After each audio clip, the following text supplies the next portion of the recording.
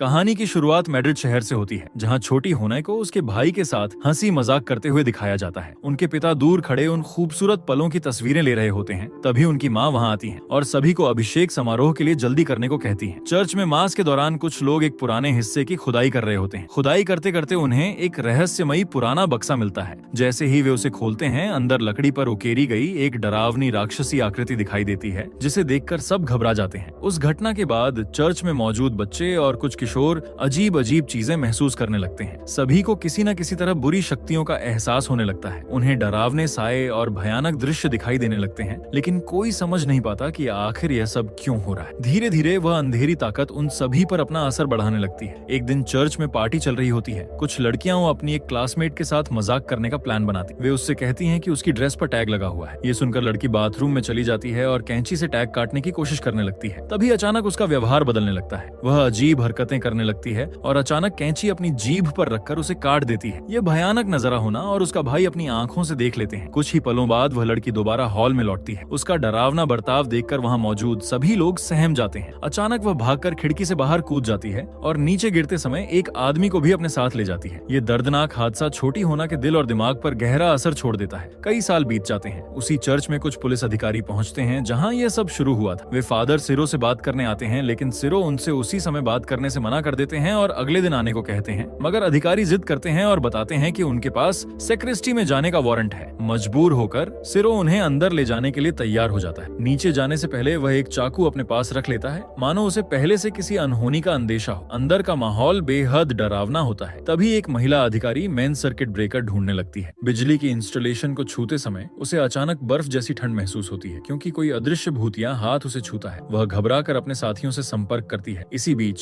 सिरो लगातार डरा हुआ दिखाई देता है। तभी अचानक पीछे से एक भयानक चीख सुनाई देती है। जब सभी मुड़कर देखते हैं तो उनके सामने एक शैतानी जीव खड़ा होता है, जो उन पर बेरहमी से हमला कर देता है। कुछ ही सेकंड में अधिकारी मारे जाते हैं। महिला भागने की कोशिश करती है, लेकिन दरवाजे अपने आप बंद हो जाते हैं। वह राक्षसी जीव उसके पास पहुंचकर उसे भी मार डालता है। दूसरी ओर सिरो खुद अपनी जान ले लेता है। उसी समय फादर एंजेल मदद की तलाश में एक कॉन्वेंट पहुंचते हैं। वहां उनकी मुलाकात मदर सुपीरियर से होती है। वह उन्हें बताती हैं कि होना इस समय व्यस्त है। एंजेल कहते हैं कि मामला बहुत जरूरी है और उन्हें उससे तुरंत बात करनी होगी। मदर सुपीरियर उन्हें रात वहीं रुकने की अनुमति दे देती है, ताकि सुबह उनकी मुलाकात होना से हो सके। रात में एक नौसिखिया लड़की मारा एंजेल को उसके कमरे तक छोड़ने जाती। वह उसे चेतावनी देती है कि रात में अगर कोई अजीब आवाजें सुनाई दें तो डरना मत, क्योंकि वह इस कॉन्वेंट में अकेला नहीं होगा। एंजेल हैरान होकर उससे पूछने ही वाला होता है कि तभी अचानक एक जोरदार चीख सुनाई देती है। मारा मुस्कुराकर कहती है कि यह सिर्फ मिगुएल है और वहां से चली जाती है। बाद में एंजेल अपने कमरे में लेटा होता है। तभी उसे महसूस होता है कि कोई उसे घूर रहा है। डरकर वह तुरंत लाइट ऑन करता है और पूरे कमरे को ध्यान से देखता है, लेकिन उसे कुछ दिखाई नहीं देता। कुछ देर बाद वह थककर सो जाता है। अगली सुबह एंजेल आखिरकार होना से मिलता है, जो अब एक मशहूर मूर्ति रिस्टोरर बन चुकी है। एंजेल अपना परिचय देते हुए बताता है कि वह मैड्रिड से उसके लिए एक खास काम लेकर आया है, लेकिन होना गुस्से में उसे रोक देती है और कहती है कि वह पहले से जानती है कि वह कौन है। वह उसे इंतजार करने को कहती है, क्योंकि वह अपने काम में व्यस्त। जब एंजेल रोको का नाम लेता है तो होना तुरंत उसकी तरफ ध्यान देती है। फिर वह बताता है कि मामला सेंट शिमोन चर्च से जुड़ा हुआ है। ये सुनते ही होना का चेहरा गंभीर हो जाता है। वह पूछती है कि एंजेल उस चर्च के बारे में कितना जानता है। एंजेल जवाब देता है कि यह शहर के सबसे पुराने चर्चों में से एक है। होना बताती है कि उस चर्च से जुड़ी कई डरावनी कहानियां मशहूर हैं। वह साफ कहती है कि उसे भावनाओं नहीं बल्कि तथ्य और तर्क चाहिए, क्योंकि वह रैशनलिस्ट आर्किटेक्चर की विशेषज्ञ है और उस चर्च की बनावट उससे बिल्कुल अलग है। शुरुआत में वो मदद करने से साफ इनकार कर देती है, लेकिन जब एंजेल उसे बताता है कि वहाँ पुजारी समेत 4 लोगों की मौत हो चुकी है, तो सिरो का नाम सुनते ही वह चौंक जाती। आखिरकार वह इस मिशन में मदद करने के लिए तैयार हो जाती है। जब होना अपना सामान पैक कर रही होती है, तब मारा भी उनके साथ चलने की जिद करती है। वह कहती है कि शायद वह किसी काम आ सके, लेकिन होना पहले मना कर देती है और कहती है कि उसे नहीं पता उस चर्च में आखिर क्या छिपा हुआ है। काफी मनाने के बाद वह मान जाती है और मारा को साथ ले जाने के लिए तैयार हो जाती है। रास्ते में पादरी एंजेल उससे पूछता है कि उसे उस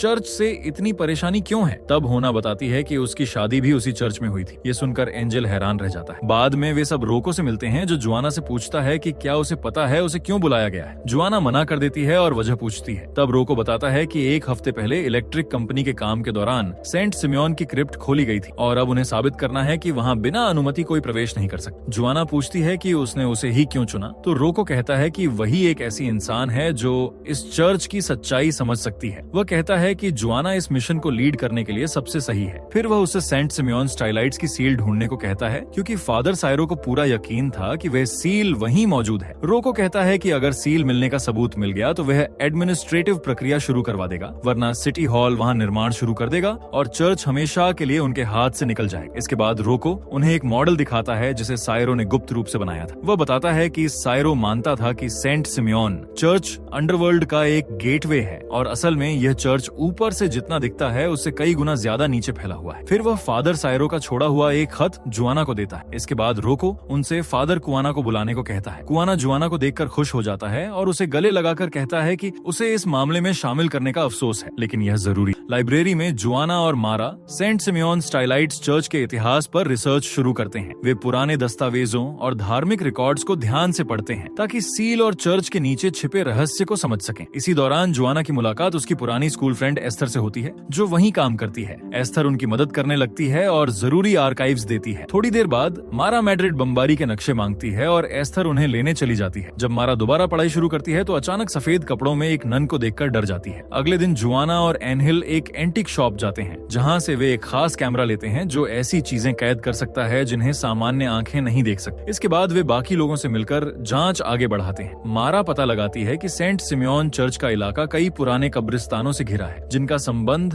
बच्चों की डरावनी मौतों से जुड़ा हुआ। फाइलों के बीच उसे एक पुरानी फोटो मिलती है जिसे देखकर कुआना पहचान जाता है। वह बताता है कि उसमें उसके पुराने दोस्त हैं, जिनमें फादर सायरो भी शामिल था, और यह तस्वीर उसी दिन की है जब उन्होंने क्रिप्ट में वह लकड़ी की मूर्ति खोजी थी। फोटो को गौर से देखकर उसे एहसास होता है कि अब उन सब में सिर्फ वही जिंदा बचा है और वह दुखी हो जाता है। तभी एक अजीब आदमी एक डिब्बा लेकर रेस्टोरेंट में आता है और कहता है कि उन सब पर नजर रखी जा रही है और जिन्हें वे खोज रहे हैं वे पहले से जान चुके हैं कि ये लोग यहाँ हैं। अचानक वह जुआना के ऊपर किसी दुष्ट साया को देखकर बुरी तरह डर जाता है और भाग जाता है। कुछ देर बाद बाहर तेज आवाज आती है और पता चलता है कि वह आदमी गाड़ी से कुचल गया। इस बीच कुआना उस डिब्बे को खोलता है और सब हैरान रह जाते हैं, क्योंकि उसके अंदर एक अजीब प्राणी होता है जो किसी बच्चे जैसा दिखता है। बाद में जुआना देखती है कि मारा चुप और उदास बैठी है। वह उससे पूछती है कि क्या उसे यहाँ आने का पछतावा है। मारा मना करती है और फिर जुआना के पति के बारे में पूछती है। तब जुआना बताती है कि उसके पति सोलो ने खुद अपनी जान ले ली थी। वह बताती है कि सोलो पर एक दानव का कब्जा हो गया था और फादर कुआनव रोको ने कई बार उसका एक्सोर्सिज्म करने की कोशिश की, लेकिन कुछ काम नहीं आया। हालत इतनी खराब हो गई कि एक दिन जुआना ने उसे जहर पीने के बाद तड़पते हुए पाया। उसने उसे बचाने की कोशिश की, लेकिन सोलो ने उससे शांति से मरने की विनती की। फिर जुआना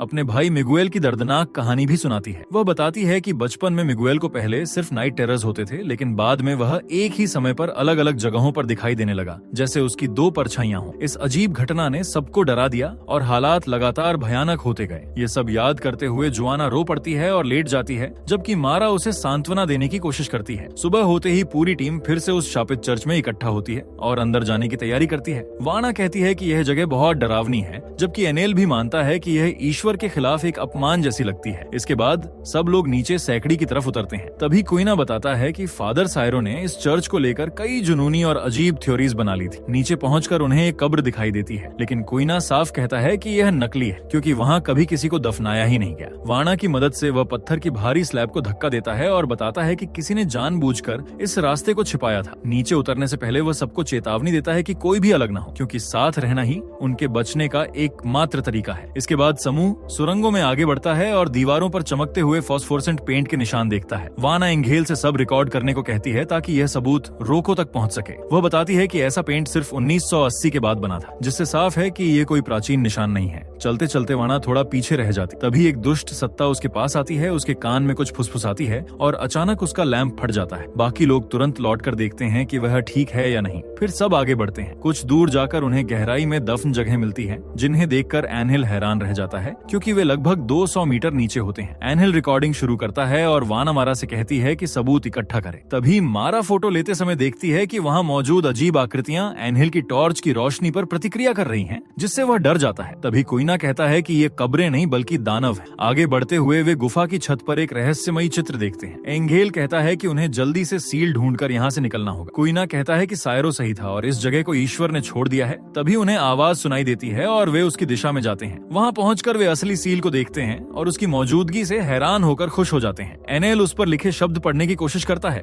लेकिन वे किसी बहुत प्राचीन भाषा में होते हैं। मारा सुझाव देती है कि इसे बाहर ले जाकर आराम से जांच करनी चाहिए, मगर वाना इसका विरोध करती है और काफी समझाने के बाद मारा उसे मना लेती है। जैसे ही वे सील हटाते हैं सभी को अजीब एहसास होने लगता है और पूरी जगह जोर जोर से हिलने लगती है। एनहिल चिल्लाता है कि उन्होंने बुराई को आजाद कर दिया है और सब घबराकर भागने लगते हैं। बाद में वे रोको से मिलते हैं जो खोज से बहुत खुश होता है और कहता है कि सायरो सच कह रहा था। वाना तुरंत मांग करती है कि चर्च को हमेशा के लिए बंद कर दिया जाए क्योंकि वह शापित है। क्वीना भी उसका समर्थन करता है, लेकिन तभी रोको अपने असली इरादे सामने लाता है। वह कहता है कि क्वीना का मिशन खत्म हो चुका है और उसे सेंट सिमेओन चर्च से हटा दिया जाएगा। वाना पूछती है कि अब क्या होगा, लेकिन रोको सबको बाहर जाने का आदेश देता है क्योंकि वह अपने भतीजे से अकेले में बात करना चाहता है। निराश होकर क्वीना वहाँ से निकलते हुए ईश्वर से रोको की आत्मा पर दया करने की प्रार्थना करता है। रोको कहता है कि दुनिया भ्रम से भरी हुई है और लोग बिना समझे दुख झेल रहे हैं। उसका दावा है कि चर्च के नीचे जो कुछ छिपा है वह लोगों को जगाएगा और उन्हें दोबारा ईश्वर पर विश्वास करना सिखाएगा। एनहिल जवाब देता है कि वहाँ कोई चमत्कार नहीं है, लेकिन रोको कहता है कि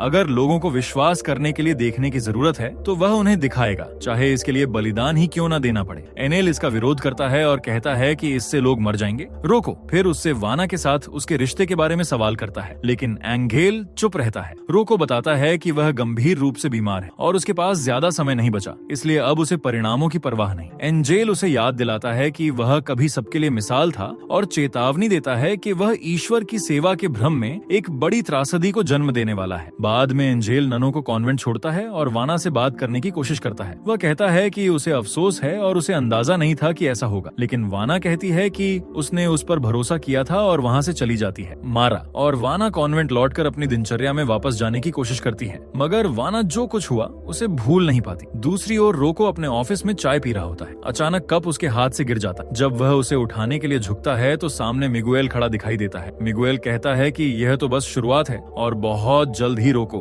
व्हील चेयर पर होगा और फिर बोल भी नहीं पाएगा। रोको इसे भ्रम समझता है, लेकिन मिगुएल उसे छूकर सच जानने को कहता है। रोको पूछता है कि अगर उसने उसे कॉन्वेंट भेजा था तो वह यहाँ कैसे है। मिगुएल जवाब देता है कि वह एक ही समय पर दो जगह मौजूद है। तभी फोन बजता है। रोको मदर सुपीरियर का कॉल उठाता है। वह कहता है कि मिगुएल तो उसके सामने खड़ा है, लेकिन मदर सुपीरियर घबराकर बताती है कि मिगुएल अभी उसके सामने हवा में तैर रहा है। रोको बार बार कहता है कि उसका विश्वास बहुत मजबूत है, लेकिन तभी मिगुएल उसका सामना करते हुए कहता है कि अगर उसका विश्वास सच में इतना मजबूत होता तो वो मरे हुए लोगों का इस्तेमाल करके जिंदा लोगों को धोखा नहीं देता। रोको जवाब देता है कि डर ही वह चीज है जो लोगों के अंदर विश्वास पैदा करता है। मिगुएल उसे धमकाते हुए कहता है कि उसकी सजा बहुत जल्द आने वाली है और वे ऊपर लगे स्पॉटलाइट की तरफ इशारा करता है, फिर अचानक गायब हो जाता है। दूसरी तरफ क्वीनिया गैसोलीन का कैन लेकर सेंट सिमेओन स्टाइलाइट्स चर्च पहुंचता है ताकि उसे आग लगाकर हमेशा के लिए खत्म कर सके। वह आग लगाने से पहले प्रार्थना करता है, लेकिन तभी उसे अजीब आवाजें सुनाई देने लगती हैं। गुस्से में वह चिल्लाता है कि सब उसके दिमाग से बाहर निकल जाए और पूरे चर्च में पेट्रोल फैलाने लगता है। उसी समय रोको रिकॉर्डिंग देख रहा होता है। तभी फुटेज में उसे एक दानव अपनी तरफ बढ़ता हुआ दिखाई देता है। पहले वह इसे भ्रम समझता है, लेकिन कुछ ही पलों में उसे एहसास होता है कि वह सचमुच बाहर आ रहा है। वह घबराकर मशीन बंद करने की कोशिश करता है, मगर नाकाम रहता है और दानव रिकॉर्डिंग से बाहर निकलकर उस पर हमला कर देता है। इसी बीच क्वीनिया आग लगाने ही वाला होता है कि अचानक एक दानव उसे पकड़ लेता है। दूसरी ओर मिगुएल को सफेद नन पकड़कर किसी दूसरी जगह ले जाती है। जब वाना को पता चलता है कि उसका भाई गायब है तो वह घबरा जाती है और मारा उसे शांत करने की कोशिश करती है, लेकिन वाना कहती है कि वे लोग मिगुएल को चर्च ले गए हैं और उसे बचाना होगा। कुछ देर बाद वो चर्च पहुंचती है, जहां उसे कई लोग मिलते हैं, जिनमें एंजेल भी शामिल होता है। वो बताता है कि क्वीनिया और रोको दोनों मर चुके हैं और अब उन्हें जल्दी कुछ करना होगा, वरना वे दानव सबको खत्म कर देंगे। वाना चर्च के अंदर जाने की बात करती है, लेकिन मारा कहती है कि पुलिस उन्हें अंदर नहीं जाने देगी। तब एंजेल अपने फोन में एक तस्वीर दिखाता है और बताता है कि फादर सायरो ने पहले